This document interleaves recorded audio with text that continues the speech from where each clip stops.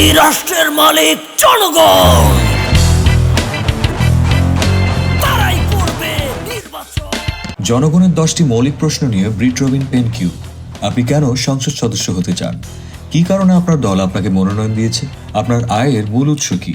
সততা, দেশপ্রেম, কথা কাজের সামঞ্জস্য ও আইন প্রণয়নে আপনার দক্ষতার কোনো নমুনা আছে কি? স্বাধীনভাবে দেশের জনগণের জন্য সব ধরনের আইন প্রণয়নে কি পদক্ষেপ নেবেন? সরকারি কর্মকর্তা কর্মচারীদের দায়িত্বশীলতা, জবাবদিহিতা ও দায়বদ্ধতা নিশ্চিত করতে আপনার প্রস্তুতি কি?